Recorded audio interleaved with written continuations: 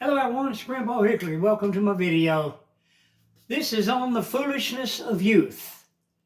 You know, youth is a good thing. When we're all young and, everything's going fine and we're going to live forever, and we hear about an elderly neighbor down the road passed away, we think, they were old. You know something, people, when I was 16 years old, I thought I was going to live forever.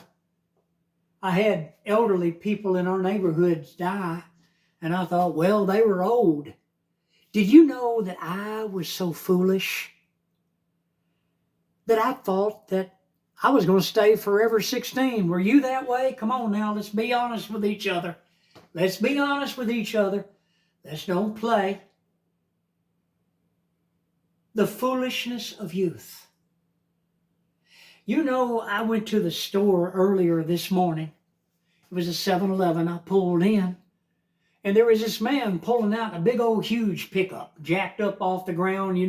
It was a heavy-duty pickup. I think it was a Ford 350. I'm not sure. I can't remember. But it was a heavy-duty truck, buddy. Well, he was looking at me when I was pulling in, see. Let me tell you something right here and right now. It scared me so bad. This little boy, I would say he was 11 years old, possibly, might have been 10, on a bicycle. No parental supervision. Out driving on a busy highway. Did you know what that little boy did? Now, the truck's coming right here out of the parking lot, okay? It's driving up here, and I'm turning in. Well, the driver's looking at me, see, because I'm pulling in. People, let me tell you, that little boy come darting through both of us. Well, the trucker was looking over at me, He looked up, he hit his brake. Well, friends, the man had a drink, in those little cups, you know what I'm talking about, with the top and the straw. And he had his food that he had bought there at 7-Eleven beside him, and he was eating and drinking his drink. Well, he set it down. He looked over at me, and he's, like I said, he's pulling up. All of a sudden, he saw that boy. He hit that brake, people. Everything he had went down in the floorboard. Now, that wasn't funny. That wasn't funny. And that's all the money that the man had. It was really a sad situation. It really was. It was a very, very sad situation. And I thought, my goodness, because that boy could have been killed. And that's what scared me. I was really shook up. I was very shook up at that boy. But he nearly got killed. But what shocked me is the boy drove through the pumps, went down the hill, and pulled out into the highway, and traffic is going like this all the time. You know how it is in traffic. That little boy drove right out in that street, come back on the sidewalk. I don't know where all he went. I was trying to pull into my parking place. But it shook me up. It shook me up bad.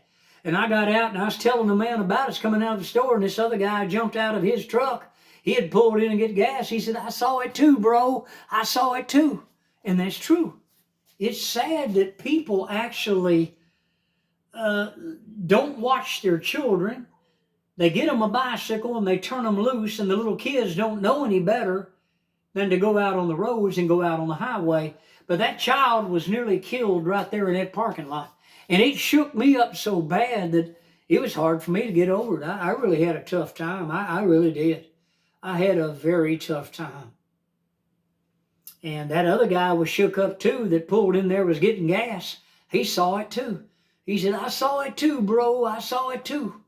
So, but the foolishness of youth, it gets everybody thinking that nothing's going to happen to them. And, back again to when I was 16 years old. Why, man, I thought I was going to live forever. Didn't you? Be honest with me. Didn't you feel like that nothing was going to happen to your daddy, to your sister?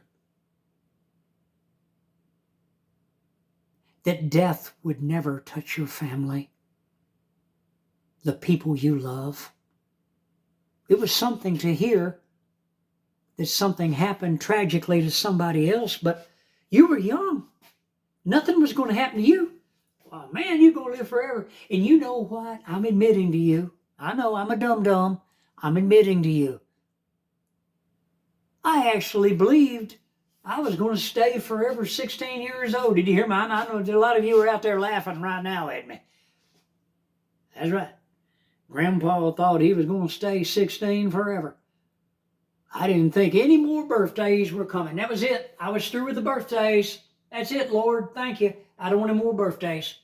I ain't having no more birthdays. But you know what? Time goes on. The foolishness of youth.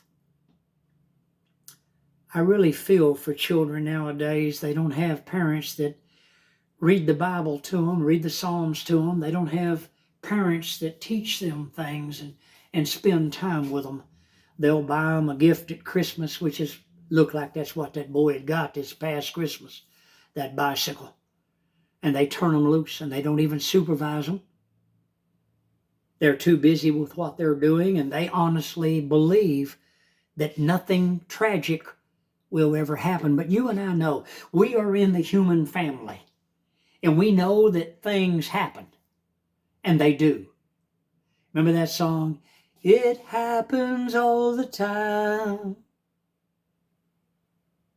This crazy world of ours, it happens all the time. And that's true. That's true. This foolish heart of mine to believe you're going to live forever, that death is not going to come to call to your family members, your beloved sister, your beloved brother that you love so much, your wife that you thought you'd be with forever, or you widows out there, your precious husband that he went to work every day. He worked hard. He wanted to have time to spend with you. Look forward to being with you and the grandchildren, but he was taken from you. So go the days of our lives. The foolishness of youth. It's all around us, and you know what? It is something that continues. The foolishness of youth. Hit the like button, subscribe. Grandpa Hickory, I'll see you on the next video. Goodbye from Texas.